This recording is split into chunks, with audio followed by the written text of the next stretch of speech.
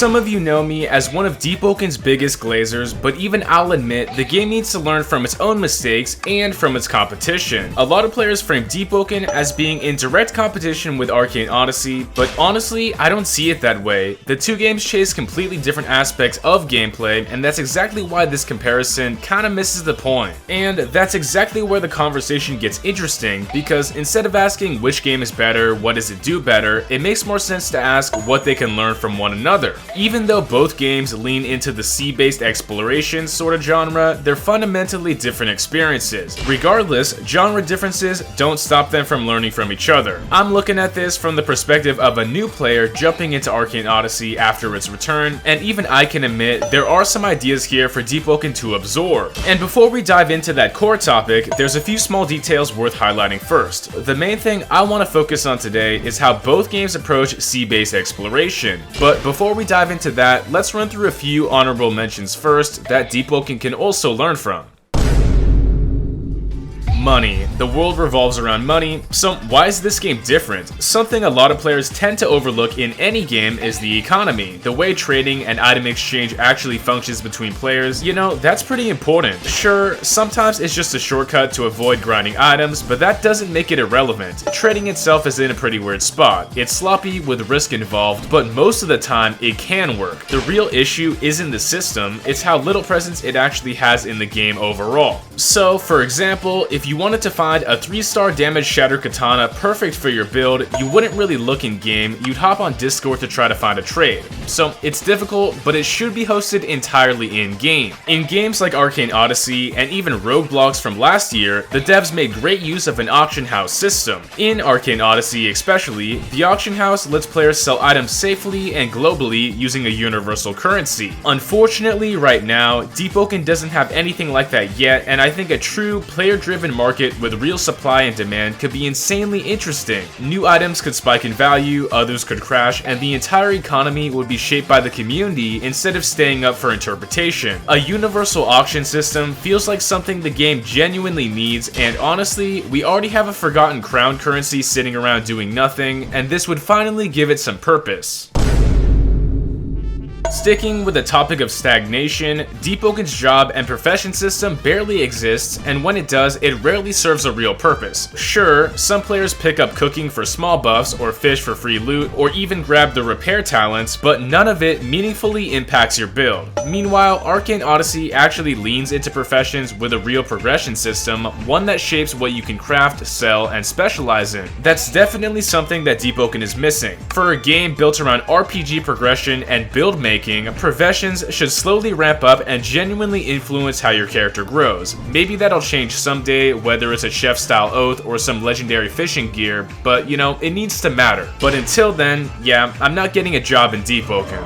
But those are some surface level details I just wanted to cover. The real difference shows up once you step off the shore and into the open sea. Yeah, it's about time to discuss sea exploration. Both Deepoken and Arcane Odyssey's world revolve around islands and travel between them. Each game has a system in place for travel, but both games couldn't feel anything alike. Both games make use of randomized sea events, roaming ships, encounters, and islands, but in Arcane Odyssey, none of this feels static. So NPC caravans and pirate ships don't just exist, they kinda react to the player. They circle you, try to escape, fight back, and even repair mid-combat. It feels dynamic and fluid, like the world is alive, like the NPCs are playing by the same exact rules as the player. Those adaptive behaviors add a much-needed layer of depth to these random encounters, turning them from simple events into something that actually pulls the player into the world. On the other hand, Deepoken sea events feel a little bit more limited in how they play out. Most, if not all of the ships you encounter are static, and instead of reacting or escaping, they usually end up becoming simple boarding fights, almost like grounded combat that just happens to take place on the water. There's a massive opportunity for Deepoken to bridge the gap between sailing and combat and turn those ocean encounters into something that takes full advantage of how fun the game already is. On top of this, Arcane Odyssey's boat combat gives players a lot more control. There's angled cannons, mortar and grape shot switching, different cannonball effects, magic imbued shots, ramming into other boats, and even bracing for impact. I'd say it's not over the top or groundbreaking, but it adds texture to each encounter since you'll be in the ocean for the majority of your playtime. And this is exactly where Deepwoken could really take the idea further. With the current game's wide range of attunements and status effects, each element could interact with ships in unique ways, turning boat combat into something elemental and kinda build-based.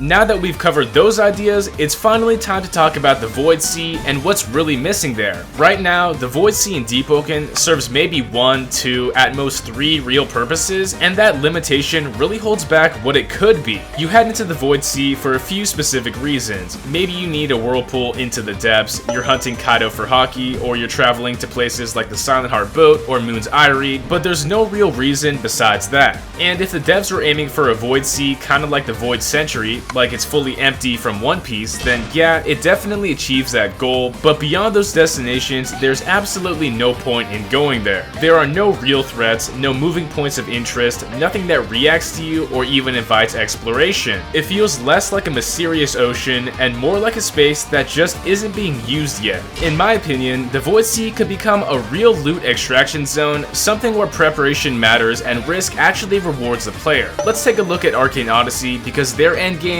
truly nails this idea. Reaching the Dark Sea, just like the Void Sea, is simple in both games. You sail far enough and you're in dangerous waters. But while Deepwoken's Void Sea feels mysterious and almost peaceful, the Dark Sea is the complete opposite. Rain blinds your screen, lightning strikes non-stop, tornadoes drag your ship away, and massive waves smash your boat to pieces. On top of that, these hazards can become elemental storms, waves, and typhoons. They all gain unique effects from the magics in-game, similar to attuned mobs in Deepwoken.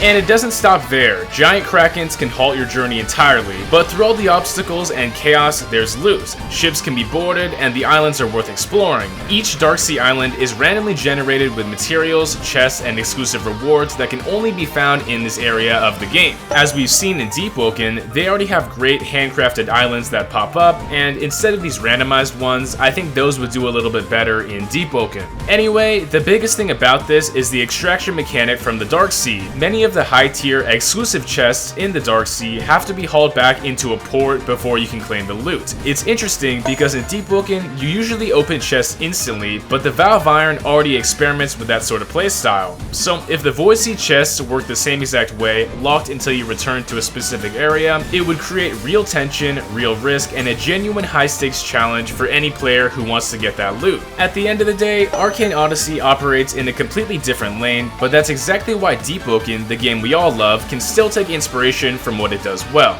So what do you guys think? Leave your own thoughts down below. If there's any other game that Deepwoken can learn from, maybe I'll do some research on that as well. Thanks once again to all the supporters who motivate me daily and directly help out the channel because it means a lot. If you want to join as a member for my channel, go down below, but besides that, my personal Discord, Guild Discord, and my UGC group are linked down below, so check them out. Thanks once again, and make sure to like and subscribe. It's punchin' time.